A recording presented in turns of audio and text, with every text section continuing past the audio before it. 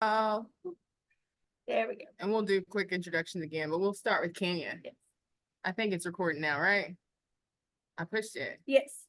Okay, we're ready. All right, let's get it together. Okay. Okay. Well, good morning again. Latoya Drake, Nutrition Education Program. We help folks eat better for less. We help limited resource audiences, and I appreciate every one of you guys on the ground who are teaching folks of different backgrounds to eat better on a budget. And we've got Chef Tanya. Hello, I'm Chef Tanya, White House Chef and Program Manager of the Food Connection. This is our lovely kitchen where we love to bring people in and talk about local foods, local food system, and how we can uphold our food systems with what we eat and how we interact with our food. And I will introduce Kenya Abraham. I'm Kenya Abraham. I'm the owner of Slack Market Farm here in Lexington, Kentucky. We produce raw milk for human consumption, halal meat, and pastured eggs. Lots of different things. Yeah. So, Kenya, we're talking about Ramadan, and we're going to be making a traditional dish. So, what dish are we going to be making today? So today we're going to bring Palestine into the kitchen for Okay. Ramadan. And so in solidarity with the Palestinian people, I feel that a lot of people can just celebrate Ramadan and also bring Palestine into the kitchen for other people. My husband's of Palestinian descent, and so we traditionally cook this meal. It's called maklubi. Okay. And it's maklubi literally means, when you translate it, it means upside down.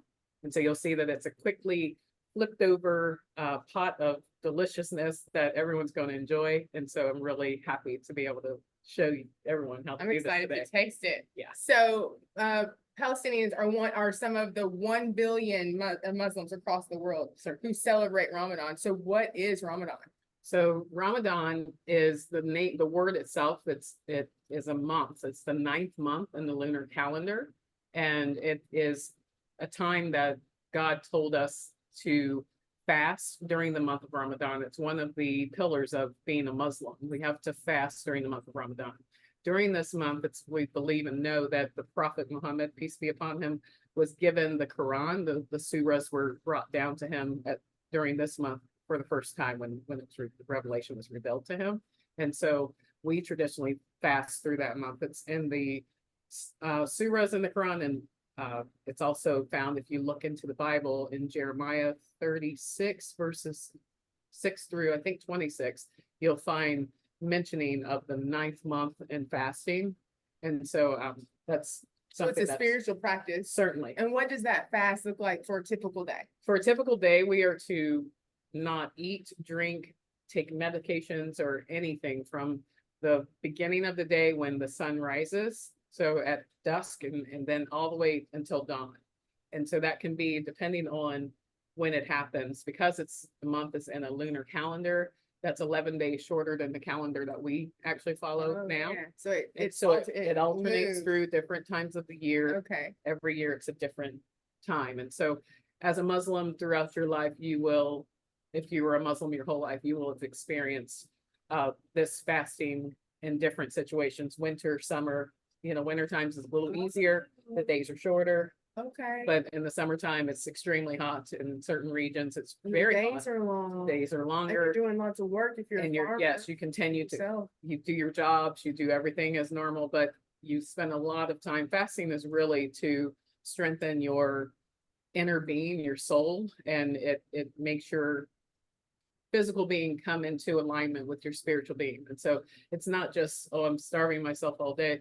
I have to feed myself with the Quran and with prayer and supplication during that time, and really build up your inner spiritual person, your spiritual man, and your flesh will then align with that. So it's a time to come into alignment with God, but also you experience that hunger, that suffering from your flesh, and you also give to charity, and it makes you really want to give to people who are suffering in different regions when you experience. so it's more than Yes. fasting. It's about doing good services and Certainly. doing good works Good as deeds, well, right? yes. And that's a part of the whole practice of Ramadan, right?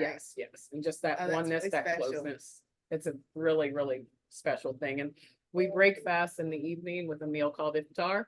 And so iftar comes in right when we break our fast. We do something small usually. You don't want to just start out just scarfing down food. You have to do your prayer at that time. And so when you're doing the Maghrib prayer, you're doing a lot of movements. We've been down, we prostrate when we pray, and so you don't want to have your stomach full Oh, when yeah, you're after not doing it. eating. Yeah, believe me, it's not. So it's usually something light. Some people just do a date to break their fast and eat something light and then go do your prayer. And then the whole family comes, people are coming, we sit down and we have a meal together. And so, and that's So it's like communal eating, Yes. and there's benefits to families eating together. certainly, Something that I wanted to address too is because I posted something, because there's considerations for folks who are teaching folks during Ramadan and things to think about. They might not be able to process, like they might be a little hungry. yeah. But someone posted in the comments, I don't necessarily agree with this. Everybody that might be unsafe, but there are folks who don't fast during Ramadan, right? Because of special conditions. And Yes. what would prevent you from fasting? I would be one of those folks. I actually have an ulcer in my stomach, and so Okay. the first year when I became a Muslim, I found it very difficult to fast and almost ended up in the hospital. And And that's so not okay. that's not okay. And if what God- you have a medical yeah. condition, Yeah. then you are abstained from fasting. However, you are required then to give to charity or feed people. Even if you fast and you are okay and you don't have a medical condition, you needed to skip your fasting for a different reason. Maybe you got sick one day. You can either make that day up later in the year, fast a different day, or you could give a meal to someone or give charity to someone to replace that time. Mm. So it's really about giving and community, and we break fast together in the masjids or with family and friends. So it's really nice. So we're gonna cook a traditional dish and we're gonna get cooking, right, Chef T? So Yes. what do we got going on? We're making, We're making makloubi. okay, And so makloubi has a few just basic ingredients, but you can get very elaborate with this meal and stretch it and add things to it. But what we usually have is a little bit of meat. Today, we're going to use chicken. And then we have fried potatoes that we've set to the side. We also have fried eggplant. You can put different vegetables. This doesn't have to have meat. If you want to use fish, you can make a fish makloubi. would you use lentils? You could if Is you that- want. that- I mean, it's all up to you and your Okay, mind, it's but kind of like a casserole. Yes. If we called it a southern term, right? In our Right. traditions, it's all right? things in the pot. And so Okay, today we're going to use potato, eggplant, and raw meat. We're going to start with chicken, and we'll cook that in a stock. Use a very heavily spiced stock. And so we're going to use cinnamon, allspice, garlic, onion powder, salt and pepper, and did I forget cumin? Cumin? Yes. And so these are basic things that you can find like in your grocery store for really cheap. And you can also get elaborate with that and add other spices. And when I'm at home in my kitchen, sometimes I'll throw anything and everything into the makloubi. And it's 2 tablespoons of everything that I mentioned, except for the allspice. I'll put a little extra, so it's 3 tablespoons of allspice. And so all of that goes into that water. And you start your chicken with that as a broth to cook. When you're first boiling your chicken, you want to remove any scum that comes up. So you don't put the spice in right away. You wait for any scum that pulls up, and that's Okay. usually the blood from the chicken. You remove that. It looks like foam. Take it off the top, and then you add all the spice in. So so there's no extra fat or extra things yeah, in just there. extra things, get it off. And we'll start with that. Well, are we gonna start the chicken in your special pots? We can. I brought a small Okay. pot because I thought about people who, just might be just one-on-one or just a small family. We have huge pots to make makloubi when we have a lot of. So people. like huge pots, like, Yes, very big. cause you're serving, it's communal, so you're serving your village of family, Sure, right? Cause there's sure. like grandparents, there's aunties, there's everybody around for this huge pot. Yes, And do you eat it together as a unit, like around the pot? we do. We put it on a tray. And so if it was cooking in this pot, all of it together, Yeah. we would then flip it upside down on a tray, like so, and then lift the pot off of the tray. And it would normally stand like a cake. It just depends on how much water you have in the pan Yeah, and whether the rice absorbed all of that water. So that's basically how we serve it. And usually, and traditionally, you would eat with your hand. yeah. And your clean hand, you keep one hand under your table and the other, the clean hand, your right hand, we eat with that. Many cultures have the clean hand, Yeah. right? And you're not supposed to touch folks with your dirty hand That's either, right. right? Like you leave the It's dirty inappropriate. hand alone around folks. So we eat with our right hand Uh-huh. and from the tray. You can put, spoon some onto a plate and Right. go your way. We also have a traditional Arabic salad that we eat with this meal. And so it's just a matter of having tomatoes and cucumber and a yellow onion. You chop that up really fine, each thing. Squirt a little bit of lemon over that, lemon juice, and salt it to taste. You can also put chive in there. You can put mint, parsley. You can chop that up really fine. It's really up to your taste. But the basics of a Arabic salad is salt, lemon, tomato, and cucumber. So no oil in that salad. No oil in it. Okay. All right, so do we want to get a little chicken going? Maybe some potatoes and eggplants? Let's All do that. right. I've got extra saute pans, so if we need to fry the potatoes and eggplant separate, right? Uh-huh. Okay, all right. I'm gonna move the camera towards them on the stove. Let me get that. Can you see them? I want to turn the reader off on my phone. There we go. And we got about medium-high heat on both. Well, I'm gonna turn this one way down till we get potatoes and eggplant cut. But we can get it too. Yeah.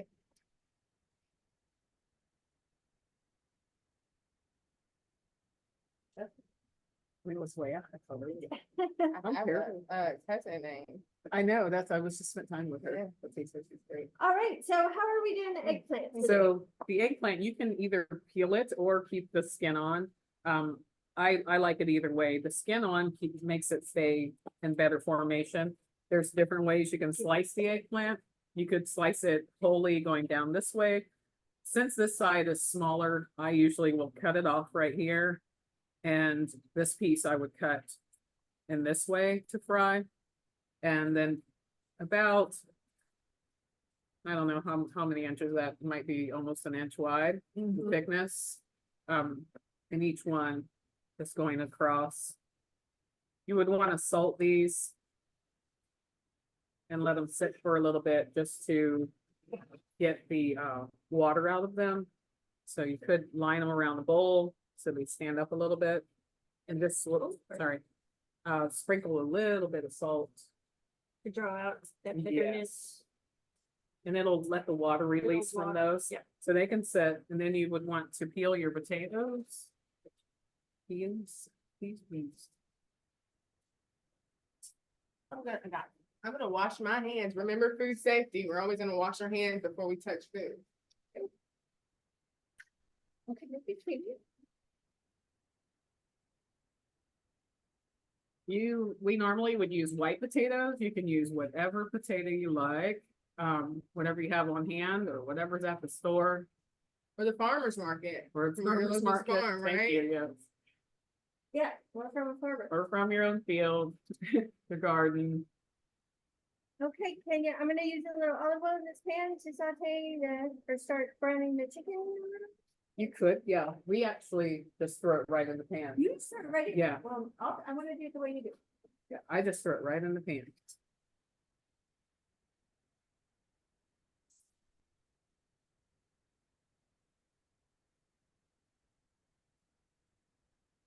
Your potato pieces can be about, equally as thick as what we did with the eggplant.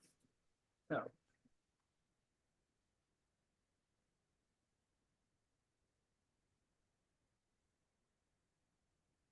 And just kind of fill the bottom so it all yes. brown, okay? So you're browning the chicken first.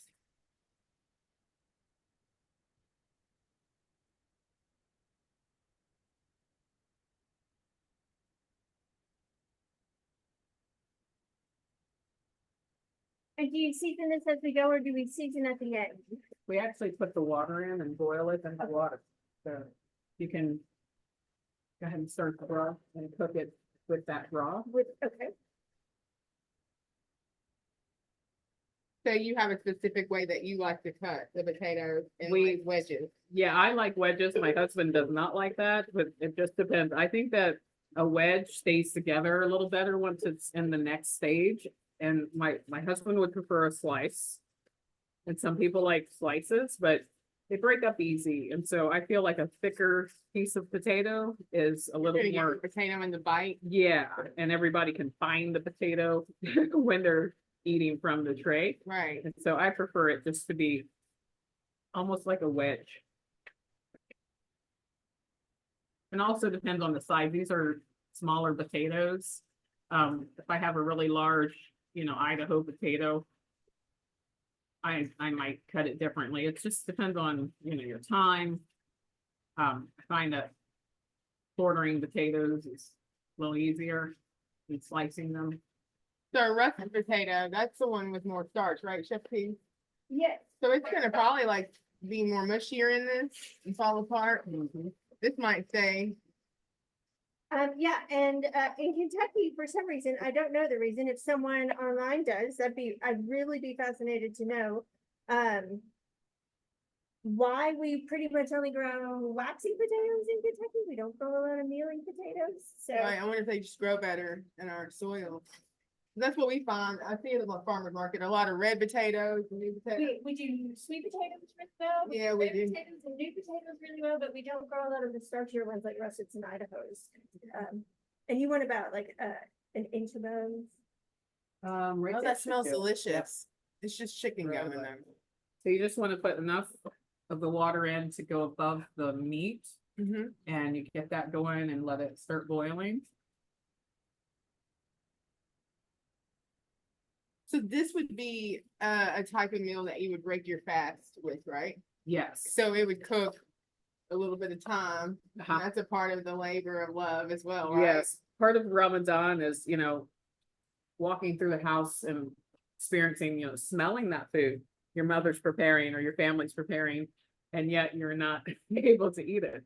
My husband explains to me in overseas countries how you feel Ramadan, because you hear when you're walking through the streets, it's quieter, and you hear the pots and pans in every house going, and the feel of Ramadan and the culture where he's from. And so I've not yet experienced that. We're here in America, so we don't have the whole neighborhood's not fasting where we live. Right. However, in our house or in other houses that I know as well, the women are cooking for the day and preparing that meal and making something really, elaborate and beautiful. And the presentation of the food is very important as well, and how it looks on the table when it's served. And so I know that's happened in some classes here on campus during Ramadan, that students will come to a class and they'll help prepare whatever food we're doing, but then they'll take a to-go box. Yeah. So that they can and eat eat it after. later. Oh. Break your fast. Okay. How else does that show up in your classes, Chef T? Well, I think people need to be really cognizant that folks in their classes. Oh, I hit the wrong one now. There we go. That folks in their classes are going to be hungry and thirsty and without medication during the day, and they need some grace because they may have some cognitive issues because of that. Might just be a little slower. Yeah, because of hunger. Especially during the hotter seasons and The really, longer days. longer days. And so we eat before we start our day, Okay, so you before the gotta get up sunrise. early, too. Yeah, and so it's very important Getting to up, have so good sleep breakfast. is changing. Yes, And, yeah. yes, get everything in.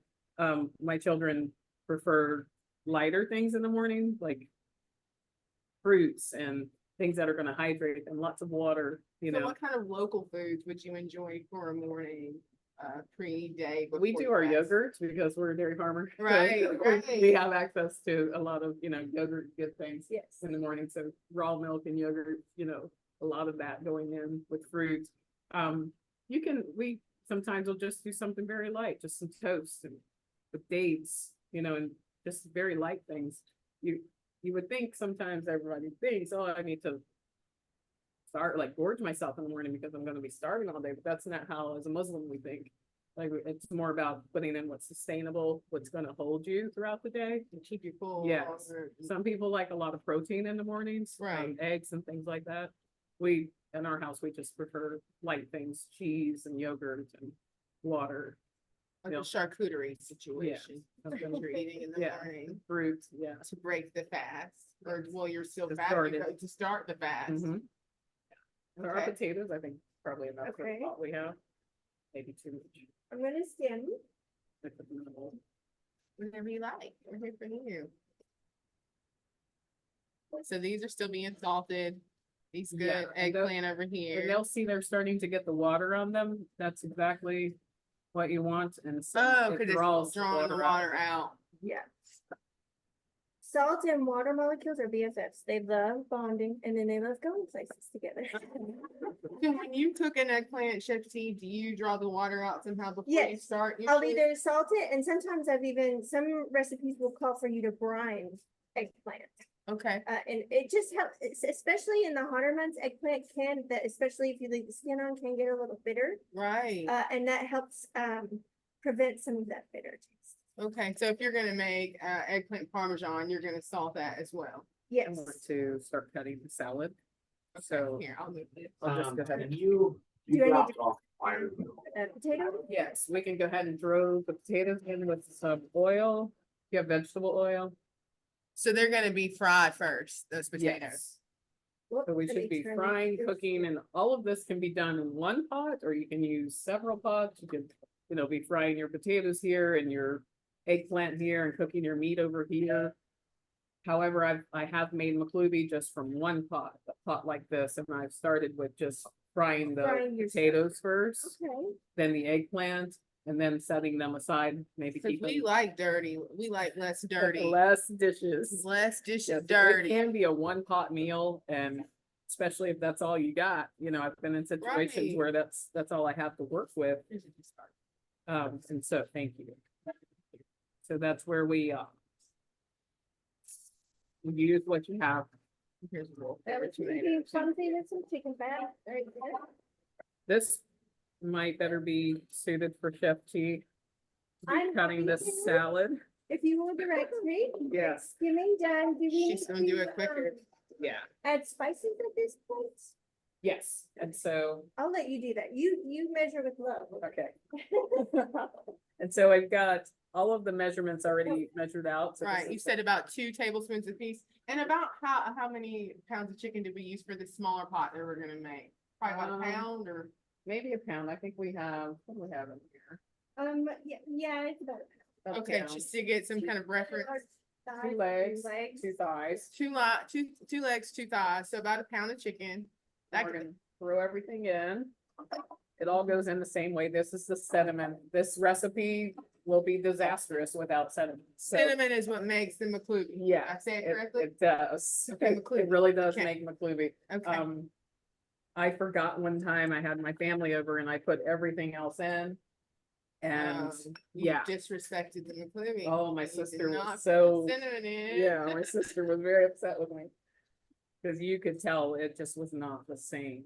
Is that salt and pepper? That's salt and pepper, yes. Okay, is it 2 tablespoons? It is not measured, no. Okay, can I put it in? Yeah, just do it, just. So normally I never use measurements, but when I do measure out, what I'm gonna use, it's usually on my hand. I love that. And that is about 2 tablespoons. If we got a measuring, spoon, you would take it away and you'd see it's 2 tablespoons. But, that's basically how I measure. So you wanna take 2 tablespoons of salt, 2 tablespoons of pepper. Is that sea salt that we're using? It's kosher. Okay. If you have sea salt, sometimes it's might require a little more. Not quite Okay. as salty. Yeah, Okay, so, And iodized is the saltiest salt, so you might, if you're using iodized, you might want to reduce. any can of I the have pepper. a non-stick spoon? Yeah. Start Hey, Diana. climbing up, yeah, maybe a circular staircase or something, there you go. let me mute all y'all.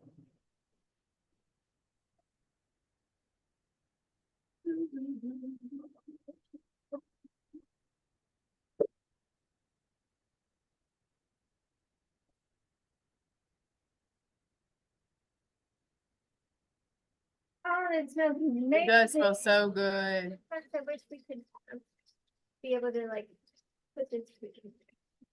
Oh, yeah. I wish there was like smell-o-vision. Television would be Yeah. great. It would be great. A lot of people, you had mentioned about like someone commenting about the lifestyle or the health reason or maybe a problem. Yeah. Or people having issues from it. It's almost like intermediate fasting or intermittent fasting where you skip meals. A lot of people think, oh, I'm gonna lose weight because I'm not eating all day, and that's not necessarily true either. It's like any other, if you try to fast diet. It's a lifestyle change that makes folks lose weight, so don't do this thinking you're gonna lose weight, but it doesn't make you sick or ill.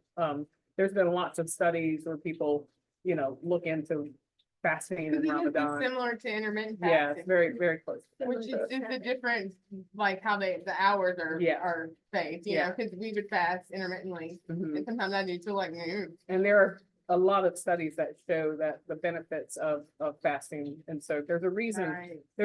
why God tells us to do this. And it's not just, there's several reasons. There's a reason why he put it in the specific surah where he put it. There's a reason for everything, why your eyes are in your head, and there's a reason why your body is rest. And so there are physical, look at her go. There are physical reasons for why this is important for your body, Yeah. cleanse your body. And this will be available to watch later. My goal is, I'm always to do more, but I'd like to get this in the form of a blog to put some more resources on our Planet Move site so that we could continue to share this, to talk about different folks' yums, right? If we don't yuck other yums, we want to learn about them. So I'm gonna have Chef T cut the All right. tomato up in Wow, that's really looking tiny, good. tiny dice. I know it does. I wish y'all could smell this, because it's the sweetness and the savoriness of it all, like. Yeah, it's just so- fantastic. The cinnamon and the allspice is just smelling amazing. So would you put like one of your yogurts on this or on the side? You can have that on the side Let's as see like how this would yogurt, go. cucumber, just mixed Uh-huh. together with like a salad. We do that too. With do the think fish some of those- makludi, my husband does not care for the yogurt with it. He says that's not how you're supposed to, eat it that way. But I love it that way. I do. And so you can definitely have yogurt with it. Now, I do have some local yogurt if we want to enjoy that with our local beef. Mm. It's from Harvest Moon, Where's Harvest Moon? I'll have to look on the container, but I'll get it. I'll look when I get it. Somewhere in Kentucky. Yes. And So I'm- the Food Connection always sources foods from local. we're trying, That's this wonderful. is, and this is the time of year where sometimes our produce Right.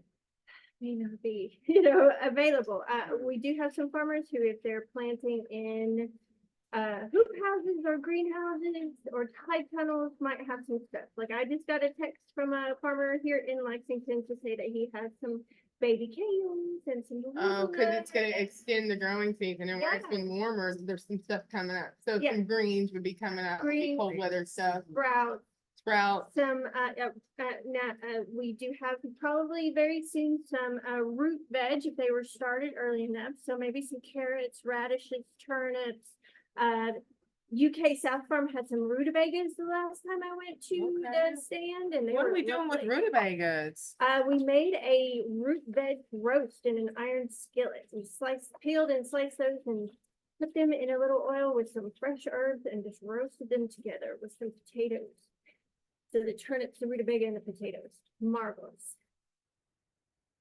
I really appreciate the Food Connection's focus on local foods, because that's one way that we can eat healthier on a budget, is seeking these foods out from our local farmers. And many of our farmers markets are gonna accept EBT benefits, and many of those farmers markets are gonna double those benefits. So that's something to always remind participants in your program, on the ground, to go to the farmers market to secure these fresh vegetables. Roadside markets, in our community, there's one local to us, in Hart County, Dennison's Roadside Market, and they have so many different foods and things. So you sell, where do you sell your goods from your farm? On the farm or a part of the On the farmer's farm. market? It's on farm. We run a herd share for raw milk. It is illegal to sell raw milk in the state of Kentucky. And so we have no desire to do so. Mhm. However, it's not illegal for you to drink raw milk from an animal that you own. Mhm. And so we have a herd share where folks are involved in our farm as a community and they are in ownership of the animals with us. And so you sign a 1-year contract agreement to board your cows with me on my farm, and we put other animals in our share as well. So we have some of our chickens are in the share. When our cows have a beef bull, we usually name it dearly, like a T-bone or brisket, whatever he's gonna end up being. And so that you are then entitled as an owner to that meat once we're ready to process it. And so we handle the end of life care there on the farm. My husband and I are both halal butchers. And so all of, Really? oh yeah, You know, you're a butcher. yeah. My son is actually learning and wields the knife. He actually handled the end of life care for a turkey this year on the farm. And so our chickens are usually processed on farm. We did do halal slaughtering at a slaughterhouse here in Kentucky this year because it was, well, this past year, it was just too many chickens and I had just had enough. So we took care of the cut for the meat and for the animal to take its life. And then the slaughterhouse did all the dirty work, cleaning the chicken and all of that. So, but anyway, we don't sell any of our products to the public. It is just a monthly payment basis for the folks that own the animals with us. And then they come every week and pick up their products. And so pick up your gallon of milk. If there's meat available in the fridge, you're allowed to pay an a la carte boarding fee for that and take it home with you. And that's how it goes. It's just a private ownership between our community that we've built through this model. So we used to serve 35 families in Lexington and, you know, throughout. Have people that come up from Liberty, Kentucky every 2 weeks to get their milk, and they have 2 full shares, so they pick up about 5 gallons every 2 weeks. And so, you know, right now, we currently have 10 families that are in ownership with us and 5 more that are on the list that I'm thinking to bring on board if we get another cow and milk. However, I don't have capacity anymore for any more than that. And so it says on our website that our shares is not accepting members, and that's why. Right, because you do so much. You also work for the Organic Association of Kentucky. So you're doing all the work, and I know that you serve with me on Community Farm Alliance's board. So what do you do with the Organic Association of Kentucky?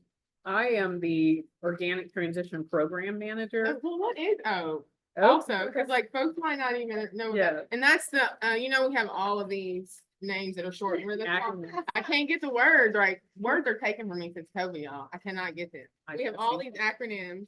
So O stands for the Organic Association of Kentucky. All right. And our mission is to bring organic agriculture and resiliency into the community here in Kentucky. And that's for farmers, that's for community members, that, you know, as buyers, and just basically promote organic agriculture. It's CSA week right now, right? It sure is. Okay. Yes, it is. And so we do a number of things at Oak to serve organic farmers and practices. And really it's to promote the well-being of Kentucky farmers. Right. And so I work and operate as the Organic Transition Program Manager. Okay. And I help Kentucky farmers transition their farms to be certified organic. Okay. Are you, do you think I could put the eggplant on as Yes. well? And Yeah. should I rinse it? No, I No. would pat it dry. Pat it with dry. paper towel, just get that water off of it if there's any. Oh, and so the key for the tomato cucumber, I'm making a mess of it, but the tomato cucumber thing, it's for every cucumber you have, you just need 3 tomatoes. And so that's kind of the rule of thumb. Oh, okay. That was your method to your madness. Yes. For every cucumber, 3 tomatoes. Yes, and so, you know, if we don't have what we need, like in the house, sometimes I'll have to run out farmer's market and grab, you know, whatever, our tomatoes don't always grow the way I'd like them to. So I'm always calling the kids and saying, how many cucumbers do we have? That tells me how many tomatoes I need. It depends on what you So have. you eat this frequently for size. Oh, yeah, We're always eating this kind of we do salad. eat salad all the time. That's a great practice in any eating style, right? Is to Yes. pair some kind of salad with your meal. Yes, Yeah, to and you, have that corral of things you know and you can make quickly. Yeah. you can throw leaf in this too. You can, chop up some lettuce if you like it and do it with oil, the way you said, for a really good salad And during what the is day. the ratio? olive Is it, oil. I like to do a 1 to 2. Now, there are a lot of chefs, That's one. and in culinary school, they were telling us 1 part acid, so lemon juice or vinegar, to 3 parts oil.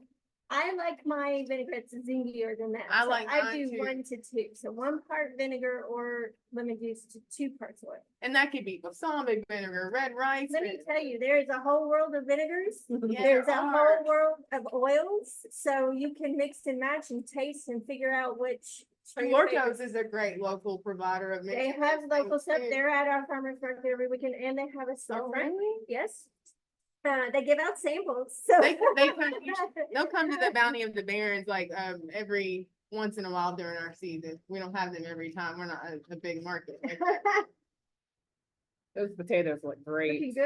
So Yeah. those are cooked until they're soft Yeah, or ish. They're softening. they need to be soft and it's still gonna boil in the water. You wanna get them done, but it's I still love gonna it cook brown. for almost an hour in the pot, so Okay. yeah, browning is definitely important. So can those go in now or? No, No, okay. so they just need to be set to the side. You can get a paper towel, let them soak And up the drain? oil. Okay. Yeah, that'd be fine. Thank you. I didn't cut this as beautifully as Chef Oh, P I think did, it looks beautiful. but I'm over here just enjoying the process. I am not a asking chef. questions. Where did my questions go?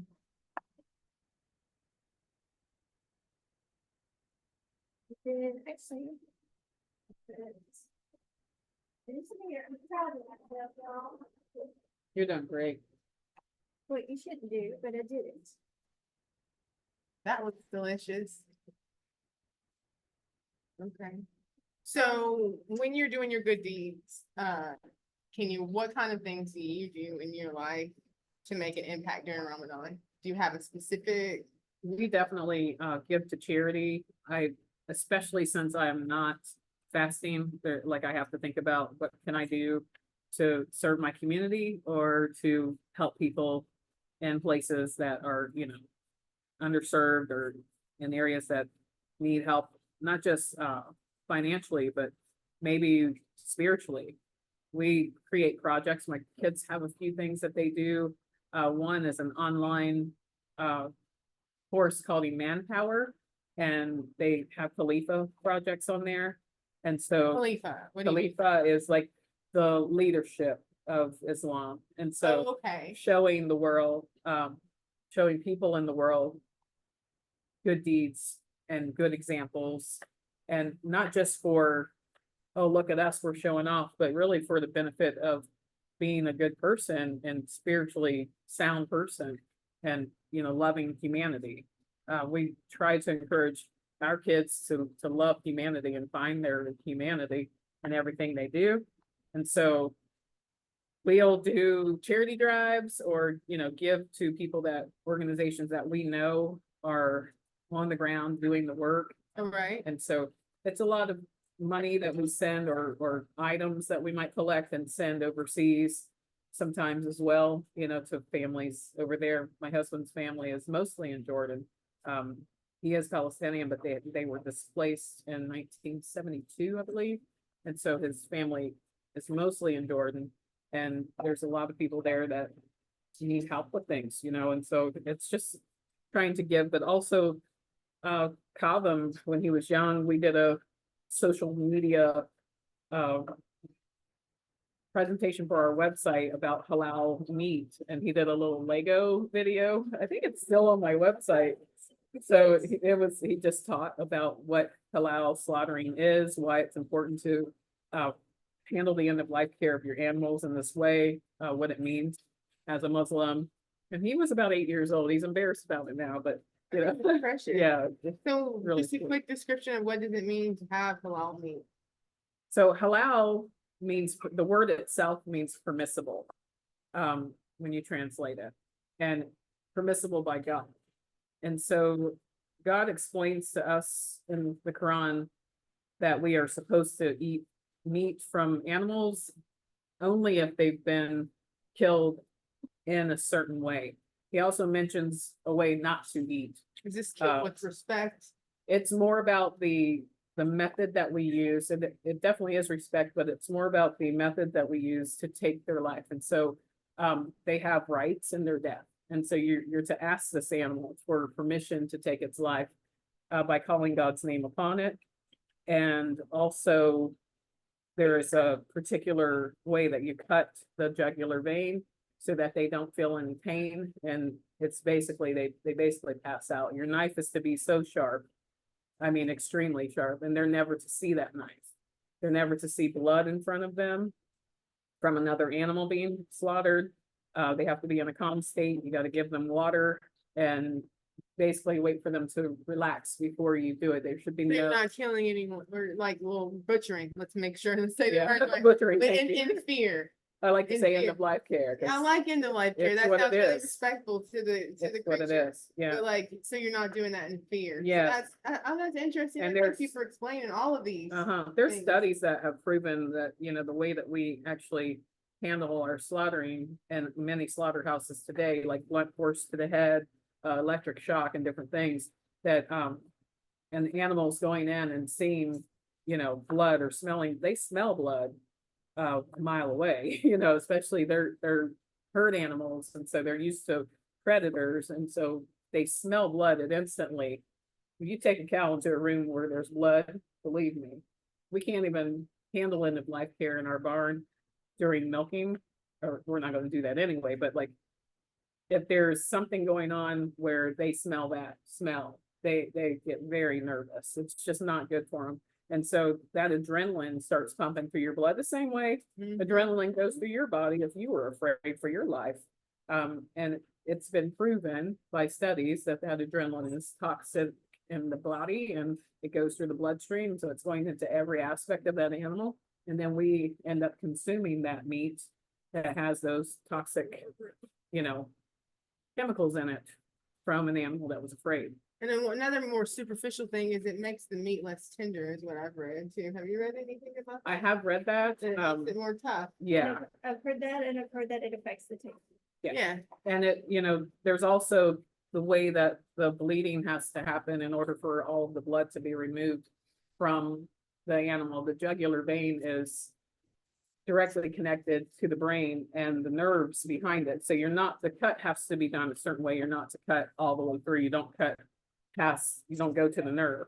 So the nerve is still attached So to the without brain. pain. So this is with every animal too. It's a Yeah, specific way of chickens, butchering. Yeah, every animal, anything that With we're doing. respect, without pain, that is Without fear. considerate to Yeah.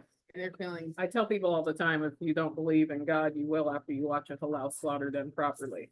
Because I've had people stand and watch and they're just completely amazed when those animals just relax and allow you to take their life.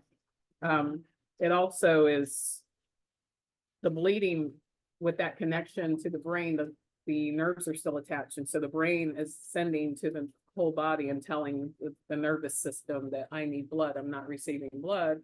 So the animal's twitching and at every bit to push blood to the brain. So all of the blood leaves the body because it's just, you'll see it when you watch it, it just goes completely out. And so if you're cutting, it's a lot of slaughterhouses will cut at the, to drain the blood, they'll cut near the vein down here near the thigh and That's not different good. areas, and it's not going to bleed out completely. So So you do it with respect, Yeah. with love is And what it seems like. there's plenty of rules for it, but and anybody can do it. It has to be a believer who's doing it.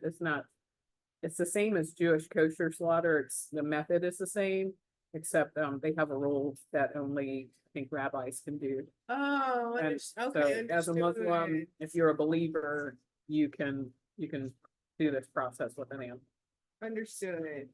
I think that, many of us should take part in that respectful process of end of life care. Mhm. My friend who is the value chain coordinator here, Randy, invited me to a chicken situation. And, Situation. yeah, chicken situation. And cause I want to know where my food comes from. That's what the food connection's about. And that's what we want to do is connect our audiences with the food too, so that we reduce food waste, so that we respect the food, so that we understand. So I took part in this chicken end of life care. I did not provide end of life care. I provide the dressing after Okay. the fact. 'Cause Yeah. I feel like I could do that. My husband though, he provided the end of life care. So together as a unit, I guess we could do this. Cause it's something, Yes, it's very important. it's something to see, especially if you got 4-H kids and things too. It's something to, Yes. Well, we dealt with that with a group of kids with our aquaponics system. oh, really? That happened? Yeah. End of life care with End the of life care tilapia? for the tilapia. Oh, wow. And we taught the kids to do that too. So- We had planned to do that. We raised some tilapia at Barron County Middle School for a project when I was there, and they did not get proper end of life care. Bless it. It was a storm that took the whole aquaponics thing out. No. Oh, So back to this dish. This dish Okay. you said was traditional. Your husband would have this. They grew up on a budget you were talking about. Oh, and so this definitely. is something that they would have for the whole family. yes, and so I believe the reason why he likes it, the way that we make it just the basic style is because it's what was accessible, and they didn't have a lot of elaborate choices for vegetables and different things, but there was always the potato, the eggplant, and I think that's just the way he likes it. If you Google McCluby and look at recipes, there's, people put carrots in it and people put, they'll put a lot of different things, cauliflower, and that all tastes fabulous. You can Cauliflower. cauliflower, peas, there's different things that you can put in because it's decadent in the way it looks, and you'll see when we stack it and flip the pot, it's gonna be so pretty. When you stack the vegetables in a certain way of layering, you can make it look very beautiful. Some people fry nuts, pine nuts and almonds and, layer that across the top when they're finished with it. Oh. We just, So you we put it- keep it simple. Okay, pine nuts, almonds, lay that on top. Yeah. It's like a casserole in a way that we would think in a southern term. Yeah, And then you flip that on the tray. and flip lift it up. And I forgot the tray today. Do you have a baking sheet? I have some big round trays maybe. Okay, You got something in here. a baking sheet would work too. I mean, anything flat. Whatever A you got. cutting board would work, whatever you got. Parchment long- paper, lay yeah, down on something. Yeah, if That's on a what they table got. with parchment paper would be fine. Newspaper. That's what you Yeah, got, that's right? what you got, you wanna use something that's big and flat, and most people have a cookie sheet or can find a cookie sheet, and so that works too. We have trays because a lot of our meals are served this way, and so we have different sizes of different trays, but use what you got. Mm-hmm. We got a tray ready and I think that pot will fit on the fronts. Yep. Oh, pretty. Okay, so we're going to get ready for the layering now. We would Okay. need to take the chicken and put it In another, we'll have to get it out of here, maybe put it in another pot, since we're using this pot to do the flip. So, I can put it in with this that I've already started. okay. Are we using? Okay, We can, yeah. how long has this been on? We've been talking, well, we put it on At about least 20 minutes or so. 15 after. Yeah, oh, so longer than that. So the chicken's probably pretty much done. Yeah. And I'd say once we, cook it all the way. Gosh, it smells so good, Right, y'all. and we right. put some these pieces in. Mhm. And if it goes down in the broth, it'll get spiced too, Yeah, so that's fine. maybe those are the pieces we can take up. Okay. So I need something to put this chicken. This thing.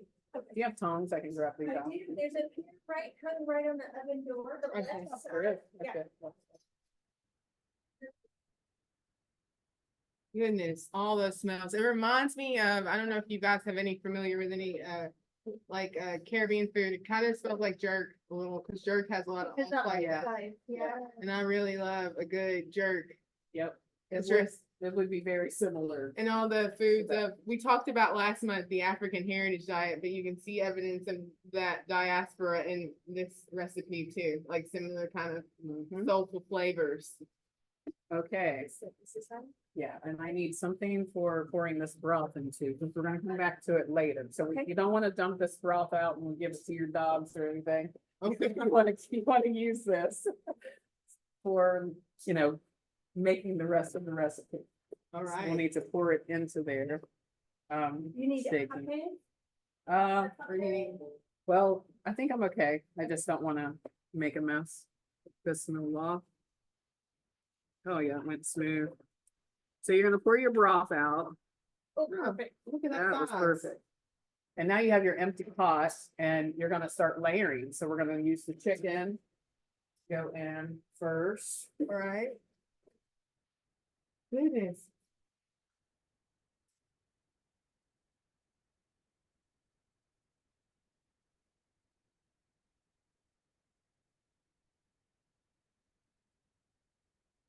And we'll bring the layered pot in front of the camera so you guys can see. Yeah. I'm just gonna get the layer of chicken in first. We can lift that up a little bit. Ooh, we can see what she's doing over here. There we go. There we It was go. nice to have, yeah. So we put that chicken in and it's just on a layer going across the bottom of the pot. And we will then, after that, now put the potatoes on. And they just go right over, just a layer across. Some of them can touch the bottom where, you know, there's gonna be holes here and there because the chicken's not filling the whole bottom.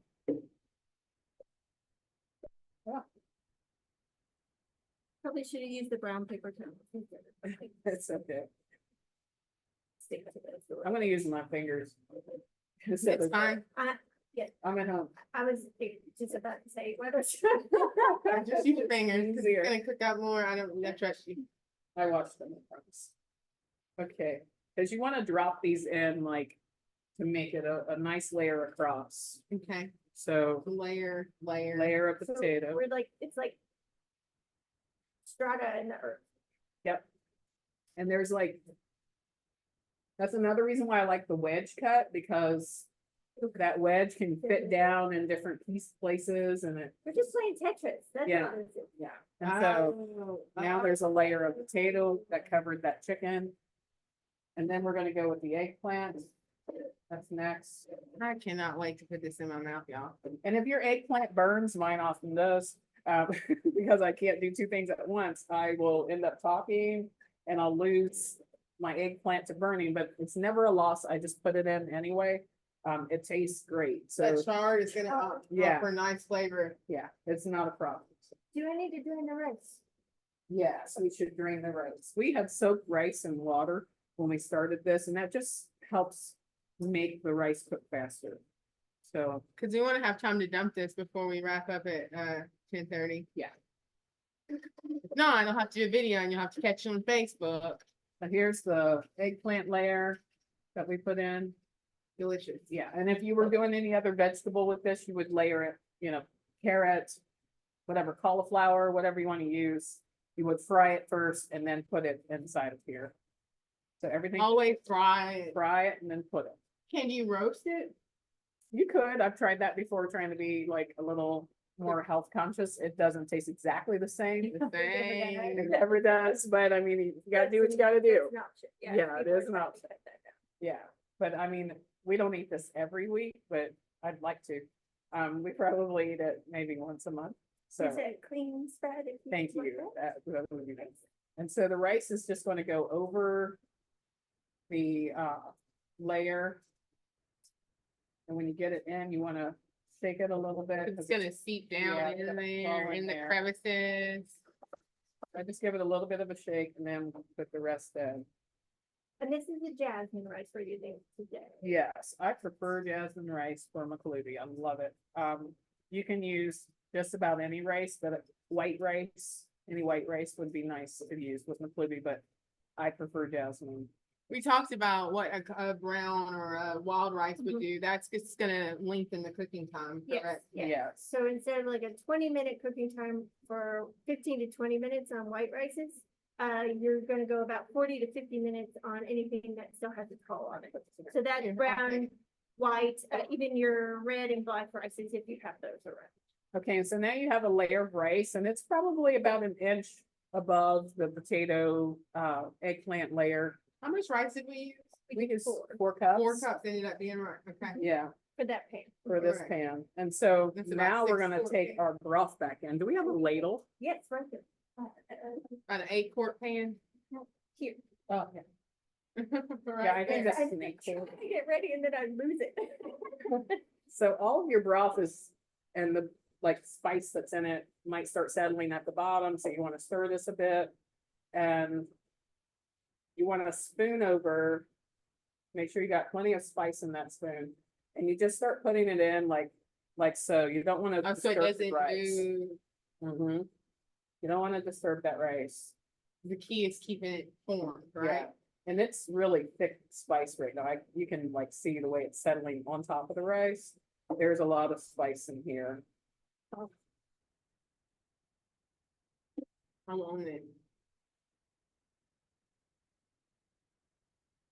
And you want to put it, probably almost all of it back in.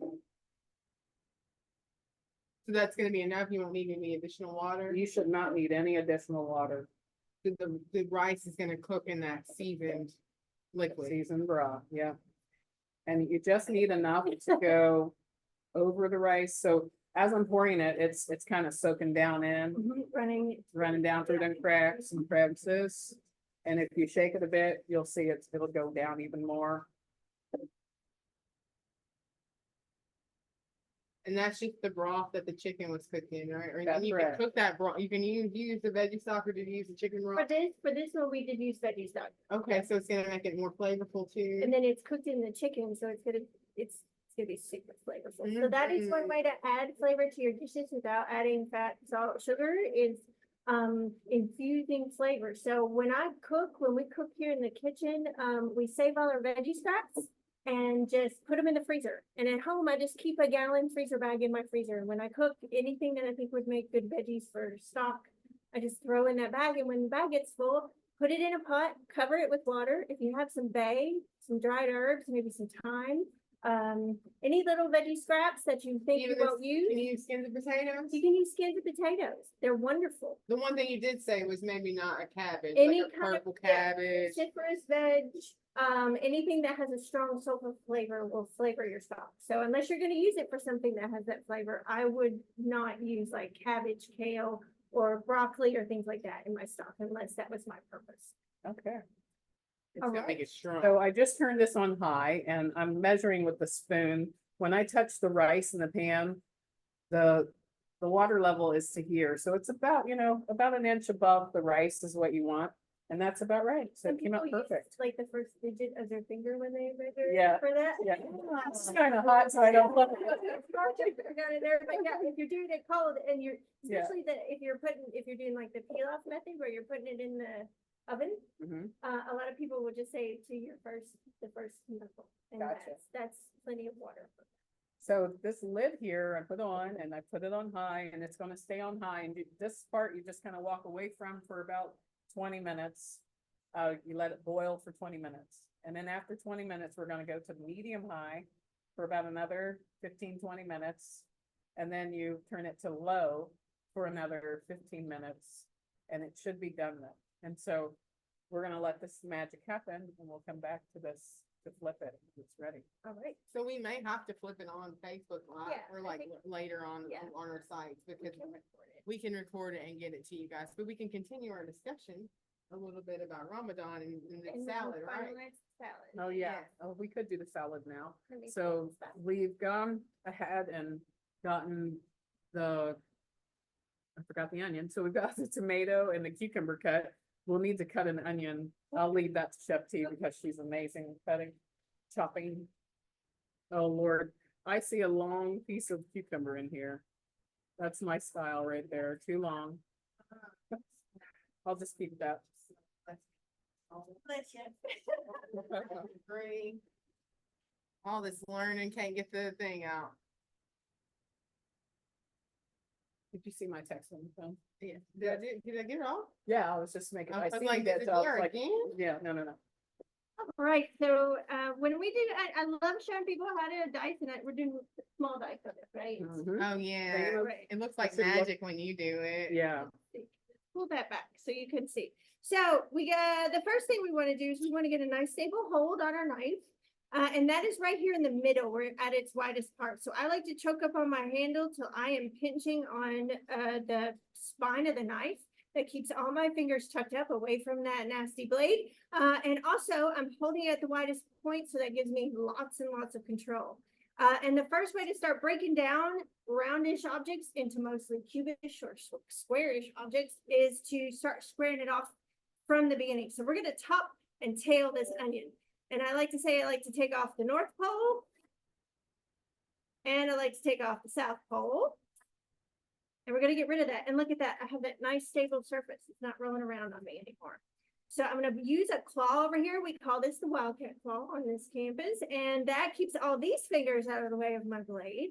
I'm going to cut it from pole to pole. And this tends to be how I cut onions. The only time I cut it through the equator tends to be when I'm making like onion rings, or if I'm pickling the onion and I want little rings. So if I want something other than rings, I usually cut it pole to pole rather than through the equator.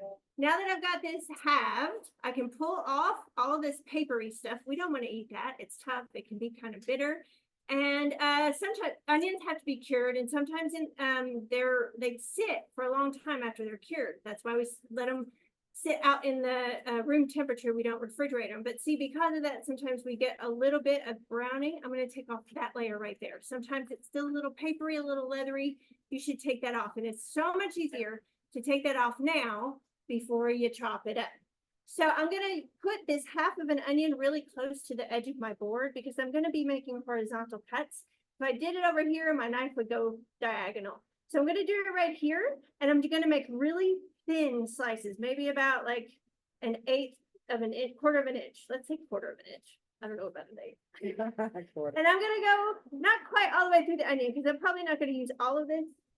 You It's a might use, big onion. yeah, you might just use that half. Just this Yeah. half. Okay. For what we just used one cucumber, 3 tomatoes. And then And like so a that big half of a large onion. Okay, this is a really large onion. So I'm going to come up another quarter of an inch or so.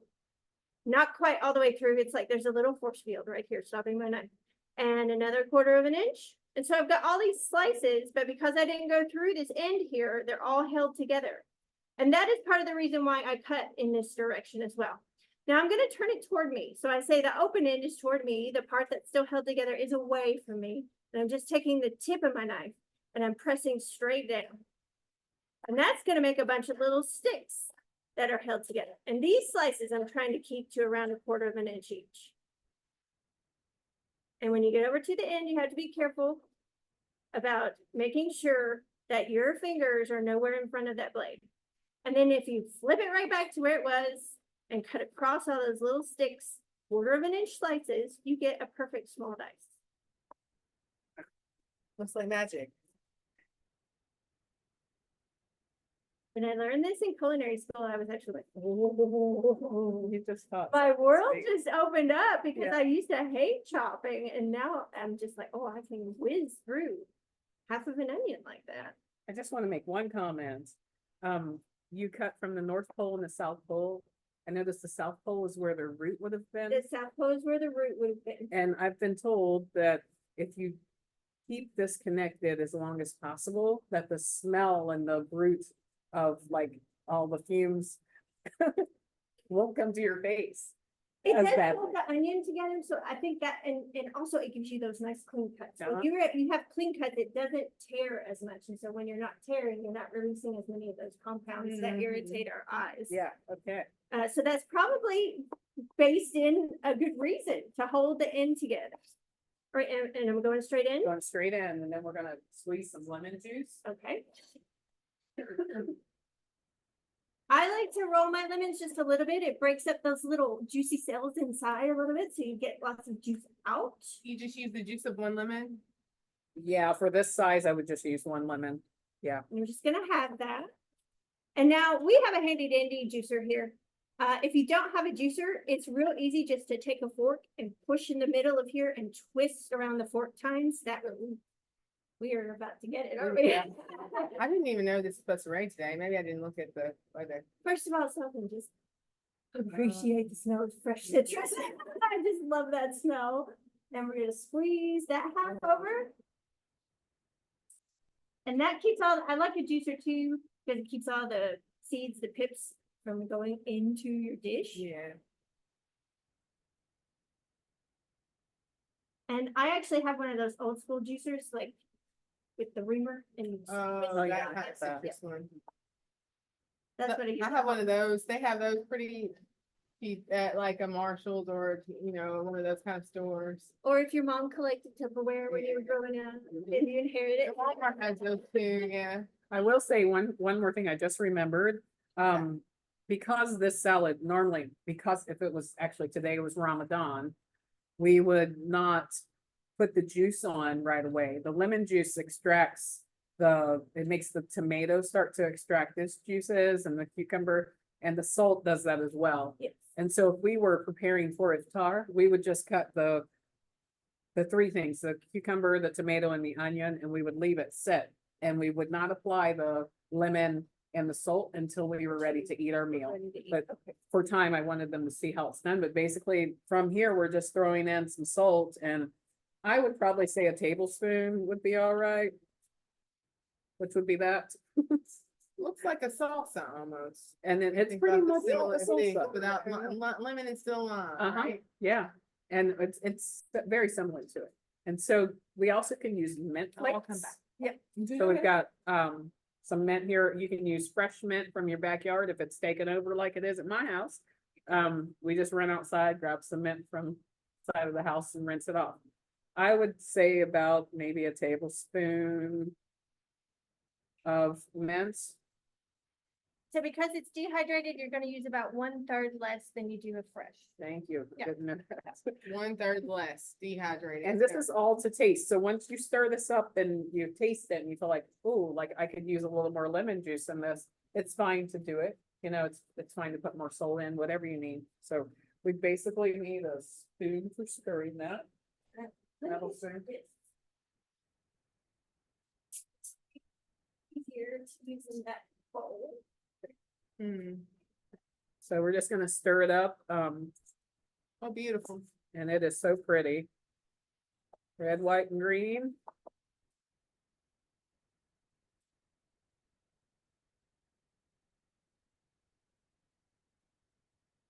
And simple. It smells really good too. Yeah. Smells like it'll really go well with that, Mm-hmm. including. It smells like the Yes. flavors will balance well. Well, Yeah. and I think when we hit the height of summer, when we've got cucumbers and tomatoes coming out our ears, this would be a great way. to Great use way. A lot of products too, yeah. Yeah. Salad is it's healthy. It's delicious. What else would you eat this type of salad with? Oh goodness. We eat it with everything. Okay. You can eat it with breakfast food. You can eat it with everything, and so I prefer, sometimes I'll put, if I want to twist on it, I'll put sofrito in it, like the Puerto Rican sofrito. I forget how you say it. Sofrito, that seasoning. Yes, sofrito. It's like what, peppers, olive oil, onions. It's a seasoning. Yeah, and Thing. they store it. My neighbor used to have it, and I put it in salad once, and it was so great. It was like green peppers, red peppers, bell pepper, To combine the flavor. onion and salt, and put that in. You can mix things with it. You can put lettuce with it, chop up some lettuce, throw this with it. It's really good. You can use it for anything. And I know Latoya wouldn't like this, but we also have some parsley. Could you put that in? I'm parsley's Yes. biggest enemy. You can put a lot of parsley chopped the same way, very small, and it works just as well. We will not do We that to her won't do that today. I Not like today. mint. I like cilantro. I guess I got the anti-parsley gene. Oh, cilantro goes in sofrito too. Yeah, it does. Yes, yeah. So you can mix a lot of things with salad for different meals, and we use salad for a lot of meals. And if you say Especially you dry want salad, rice. this is what you would be calling. This is what we're talking about, yeah. And if my husband wants like mixed salad, he's talking about this. So Okay. it's an easy lunch, just by itself, solid, We might be Really talking about good. potato salad in this. country Yeah, south, we have a right? lot of different We have a salads. lot of different salads. Or Yes. well, Like I asked, salad. it's like, what kind of, lettuce do you want to use? And she said, oh, no, there's no And lettuce. it's just salad. So I did go ahead and pull out while we're waiting our Harvest Moon Farm that's in Crestwood, Kentucky. Is that Oldham County? Sounds good. Somebody correct me. Yeah. So this is a whole milk yogurt that will soon be available right here on campus.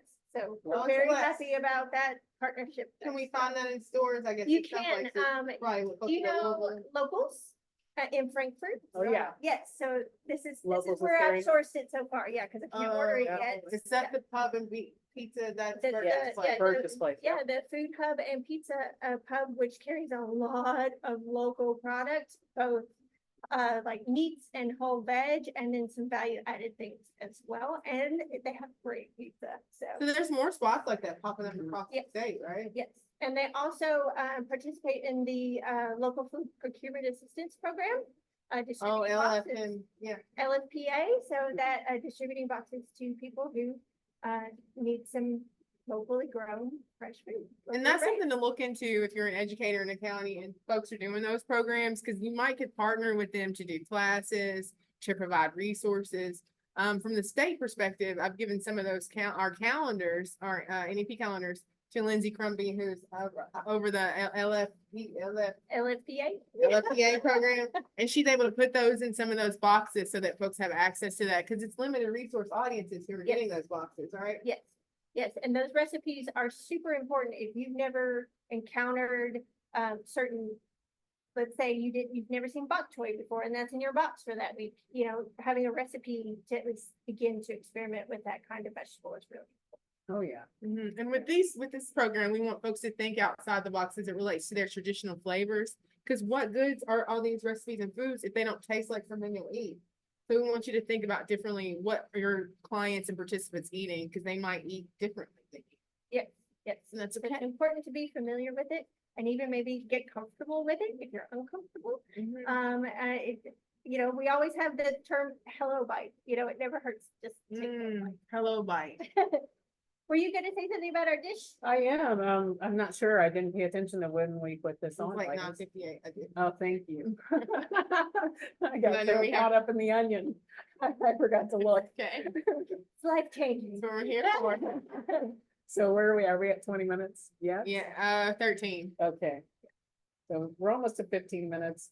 Sometimes I'll do 15 minutes. It's at a pretty rapid boil, and this is a gas stove. And that chicken was probably pretty Yeah, done. yeah. That's- So we can go ahead and turn this to medium now, Oh, it smells so good. and we'll go another 15 minutes on medium. Would you pair this with some kind of flatbread too? Because I feel like I taste the flatbread that I don't see. We use a lot of pita in the Okay. house. You know so what yeah. I'm saying? Like I need a homemade, like. Yeah, some something. people can't eat, my mother cannot eat a meal without bread, like, Okay, is it like a flat homemade or? my mother pita? likes any kind of bread, but like, Okay. if she's eating anything, she has to have bread. One of her friends was the same way, and this woman would bring a slice of bread in her purse anywhere she went, because if she was You gonna need eat to a meal, sop she it wanted to up. be sure she had bread. So, you know, pita bread, yeah, we serve all the time with our meals. So yeah, that's a Cause this flatbread. smells real soppable. Like Mhm. you Yes, need to yeah, pick it all up. that sauce you're gonna want. Good stuff. Yeah, If you're like standing here, I know, it's- I mean, it's my just, I goodness. feel like I'm being perfumed Yeah. right now. so. And you Sometimes saw, on a glass stove, and that's, if you don't have gas and you have like a electric stove, you might want to go 20 minutes on that first boil. Gas stoves are, the heat is a little more stronger, and so 15 will do. but Okay. That's just something to mention. and you saw that these dishes we made were made with typical ingredients, just combined in different ways that you might not think to combine them. So it's nothing to be like scared of. No, play with it, have fun. The only direction I wouldn't go heavy in with the spice, because I put all kinds, I tell people, put the pantry in it. I put all the spice I have in it, 2 tablespoons of each. But the only thing I didn't like when I tried one time was like chili pepper, just chili pepper by itself, it kind of, Crushed. it was like a powder, and it muted all the other flavors. And Yeah, so, just less of it. yeah. If you want a bit of spice, maybe Yeah. less of that. That's what, yeah, a lot of recipes, if there's cayenne in it, I've seen like quarter of a teaspoon, and I'm like, there's a lot of cayenne, and Yeah. it can take over. it can mute like, and then you don't taste all the other things. So I just suggest playing with it, because that is fun, and you can put just about anything into them, including, and it's. But and be those careful basic- be careful with the spice because it can overtake it. Yeah, if Hot you're, spice. Hot the spice. hot spices, yeah. Well, and spices are a great way to add so much flavor Mhm. to a dish. Yeah. And I know if you're not familiar with them, it can be difficult to figure out where to start, which is why it's really good to sample dishes. Maybe you don't have, like if you're going out to eat or if you're at somebody's house and they have something you've never had before, it's a good idea to try those new things, because by trying those things, then you see what flavors go together really well. And so you kind of get used to what spices blend together and you can see parallels like in spice mixes. I'm a big fan of all different spice mixes. And so could this be purchased as a McCluby spice? Is it all It can be. together? Okay. Absolutely. And so there are several halal stores, Middle Eastern stores, in Lexington. And if you go into their spice aisles, you'll find that they have a Makluba spice. It's either pronounced Maklubi or Makluba, and neither way is incorrect. It's just like how in Kentucky, I live on Athens Walnut Hill Road or Athens Walnut Hill Road. It just depends on, For sale. yeah. Versailles. Yeah. So What in the world? you'll find Makluba spice in the Mediterranean grocery stores, or possibly in the Mediterranean section of a higher end store, you might find it. Oh, like, yeah, cause in my town, we're not gonna find this. You're gonna have to make up what we. put Yeah, make it together like we did today. You can It's make your like, own. in Glasgow, that's not gonna happen. But we do have Muslim populations across the state in bigger areas like Louisville and Lexington that you might be able to find. this Yeah, stuff, right? certainly could. I'll also mention that you said, tasting around. Well, we offer on our farm. Usually we try and do it once a year. Since I am a board member for Community Farm Alliance, I'll give them a little plug. On our CFA field day, sometimes we've done it at my farm. Last year we had an event at my farm, and so it was open to the public to come and meet CFA and meet the people of CFA. And we cooked McCluby, and that was the meal that we served. And it was made with lamb, and it was delicious. So there's a couple I of missed different out. Was that- opportunities. Yeah, you Yeah. weren't there. Yeah. There are a few opportunities, for you to try McCluby at Slack Market Farm if you come to the CFA community. Yeah, so get involved with CFA, check them Yeah. out on their site. It's a really good organization and I really appreciate it, especially because they support our Kentucky Double Dollars program. And that's gonna double your EBT benefits up to a certain amount depending on where you are. And I know we have it in Valley of the Barrens and many farmers markets across the state. So it's gonna get folks access to those local foods for cheaper. Yes. I want to say one more thing about the salad. And so since we did put that lemon in, and it is now, if you look, you can see Oh, the water. the water and the juice coming up. And that's not a bad thing. When you have a lot of kids, my mother-in-law had 10 children. And, to feed them all in a displaced setting and trying to make sure that they are all having what they need, that water kind of helped. You might be swimming for it, looking for a tomato, but it's there. Yes. But also, this is very nutritious. And so when you're stretching for your family, that works too, because like that's almost the best part is tasting that water with the McCluby. So It's like a it'll be sauce. It's a served on the salsa. side. It's like a salsa, Yeah. but it's a salad. and Yeah. it's served on the side, so it's kind of just, you eat it with it. But that's one thing that you can do to stretch that budget meal. With the water. It smells like something I've had before, It's but delicious. I will try different types of foods. And down in Bowling Green area, I know on Mondays, the Soki Farmers Market down that way, they partner with International Center or something down there, and they have a random meal Mm, from some like cultural meal that looks delicious, but I haven't made it yet because I keep forgetting. But it's on Mm. Mondays, and they're raising money for something too. But Nice. I'm about that. this is going, I can see the rice perking through the top, Yeah. so the water's starting to To be absorb. absorbed by it. Okay. I think we covered all things Ramadan. Are there any questions as we wrap up this live portion? Because we will film the flipping because we're not gonna make it for y'all. Or any other members Excited. associated? Yeah. I don't really have anything else other than like, if you are actively, wanting to participate in a iftar dinner, then I would say, look at your local masjids in the cities around you, and find community events. I know here at UK, last year they had an iftar dinner and there were several people that showed and celebrated with us to break your fast and, so fast for a day, try it out and pray for that day. You don't have to be a Muslim to pray. And, just experience what others are experiencing and then, go to a Muslim home. And even if it's someone you don't know, they're gonna invite you in, it's Ramadan. So, Because hospitality. yes, is yes, at the crux yes. and something. giving to others. Absolutely. And community around food is so very important to all of us. Mhm. So that sounds That's a really good idea. Oh, yeah. I didn't realize how much service was involved in Ramadan and that if you did not fast, that you were expected to serve. You Oh, were yes. expected to do something. Yes, and pay your offering like to someone, to something, you know, and make sure that you're contributing to the community and giving to charity. Big deal. I've learned so much. Oh, Thank you, Kenya. Thank Did you. Thank you appreciate for you. having me. Any Anyone questions? out there have any questions before we sign off? We appreciate you joining us for your lunch. Well, it's a little earlier than lunchtime on this one. I'm used to it doing these at lunchtime, but for your morning. And next time we'll be in real life. Yes. So that's exciting. We'll be here at the Food Connection. Yes. Talking about local food. So you'll have some hands-on cooking experience here in this beautiful, fun teaching kitchen. Absolutely. And because we are also about access for all, we feel that local food, nutritional food shouldn't be the purview of just one part of our community. We're going to have some people who work in food access and making sure that people do get local, fresh, nutritious food if they're having difficulty accessing that. So we'll have a panel of people doing the work. Really getting out there, boots to the ground and making sure that people get fed.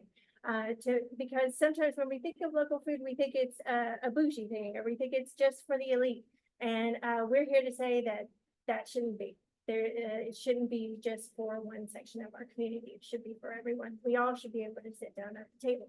So that's going to be part of our cultural celebration. And our culture is local foods. Our heritage of Kentucky is local It's food. local That's, food. that's what our family eats. That's what, you know. Yeah. My grandma had gardens. so Backyard we- gardens. Right. So I'm excited about that. Yeah, I'm really excited to have people. So it's on KERS. You can sign up now and we'll have people come in here. It's a longer class so that we can, because when you get more people in here cooking together, it takes a little longer. And so it'll be a 4-hour class. And so put your sneakers on. It starts in the afternoon, Yeah, so you it'll have be to in the stay all night. If you don't have those resources, you can Yes. drive up that morning and come. And it's curse credit, like you said. Yep, absolutely. So we'll have a good time together. Nice. So thank you guys so much for watching. We appreciate it in this celebration. I know I learned a lot. I hope that you guys learned a little something. Any feedback, reach out to us. I'm gonna get this intertwined into a good blog post Yes.